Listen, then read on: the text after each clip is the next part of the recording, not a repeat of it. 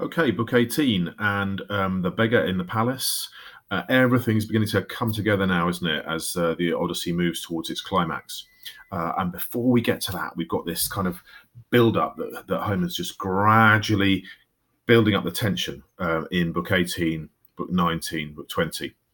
So, key events of book 18. Well, firstly, we've got the battle with Arneas or Iris. Now, he's not really a challenge to Odysseus, is he? And actually, that's not the issue. For Odysseus, it's going to be quite simple for him to be able to fight and defeat Iris. So actually, what we've got here is the idea of beggars not being respected by the suitors, despite the fact that beggars are protected by Zeus because of the rules of Xenia. So they think the fight is all very funny. And at the end, they're all laughing hysterically about the fact that the fight has taken place.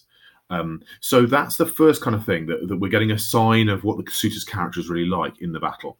Although Odysseus has to be careful that he's not revealed by doing stuff. And it actually says in line 90, the good patient Odysseus considered carefully whether he should fell him with a mortal blow or knock him to the ground with a gentler punch. In the end, he decided on the lighter blow, so that the Achaeans would not suspect him, the Achaeans being the Greeks, the suitors. So Odysseus plays it careful.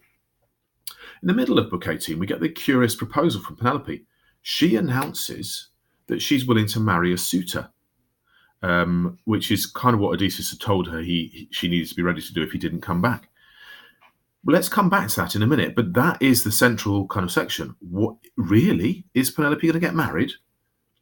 And then thirdly, we got the suitors and the maids ganging up on Odysseus at the end, although they don't know it's Odysseus, but we find the same split of faithful and unfaithful maids as we do about faithful and unfaithful servants.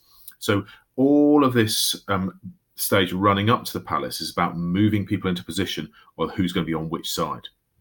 So there's your key events and a nice Marc Chagall picture of Odysseus fighting with Iris from 1975.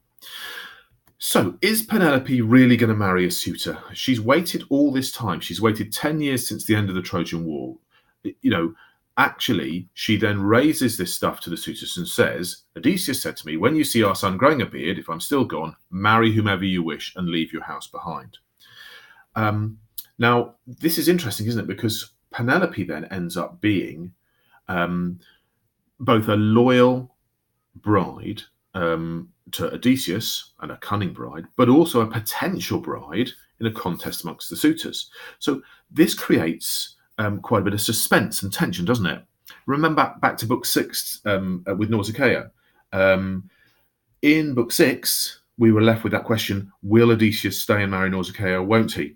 And just the same here, we have, will Penelope marry or won't she? It's part of the tension that Homer's building up.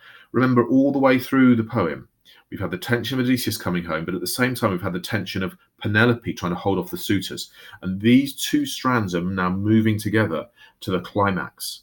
So we are not quite sure what Penelope's going to do. What Morrison argues is that Penelope's suffering a sort of psychological trauma, much like the wives of missing in action soldiers from the Vietnam conflict in the 1960s and 70s. The war had ended, but people hadn't come home. Should the wife move on, or should she carry on waiting in hope for her husband to return?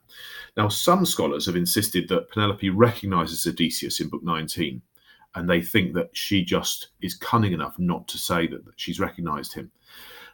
Morrison's view is different. He says that Penelope is the wife in conflict, both hoping and despairing. Hope, so she doesn't want to get married, but despairing in the sense that it's been 10 years now, the beard has started growing on Telemachus's chin, so she has to go ahead with this kind of thing. So it's a perfect sort of tension and conflict.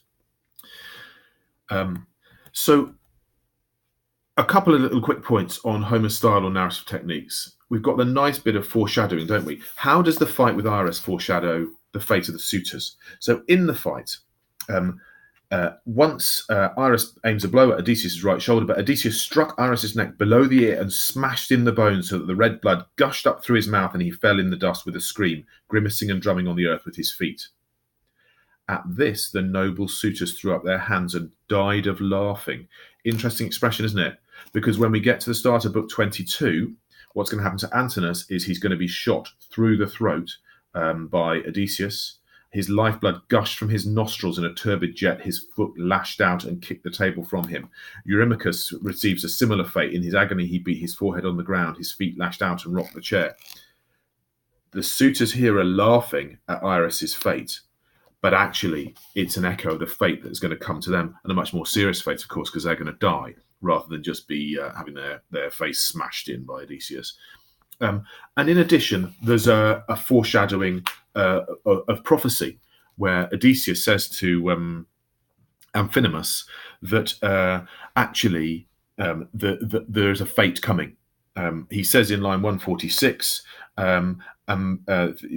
what I see here are suitors plotting those outrages, wasting a man's property and treating his wife with disrespect. A man who will not be away much longer from his friends and his own country. In fact, he is very near.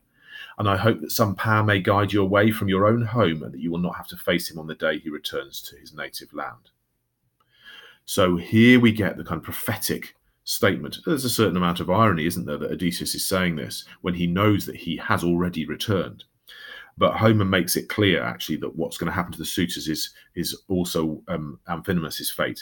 He says in line 153, 154, Amphinomus has foreboding, but not that it saved him from his fate, for Athene had already marked him out to fall to a spear from Telemachus's hand.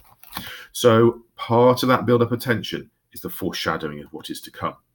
And then finally, oh, look at that. Pretty Cheeks, the velvet blush from Bagsy. The best thing I could find to illustrate. That's right. Melantho of the Pretty Cheeks. Now, what has she done wrong? She's one of the maids, but actually, scandalously, she was Penelope's own maid, and it says in line 322, Penelope had reared and looked after her as tenderly as her own child, giving her all the toys she could desire. Penelope only had one child. Odysseus went away. She couldn't have another. And Melantho was like the surrogate daughter. But how does she repay Penelope? With this terrible behaviour. In spite of this, the girl had no sympathy for Penelope's woes. And when the beggar comes up, she speaks insultingly to him and treats him really, really badly. This is the sign of the fact that Melantho, again, like the suitors, doesn't offer proper xenia, and that shows that she is flawed. So there's book 18. And the tension builds as we move towards the climax of the poem.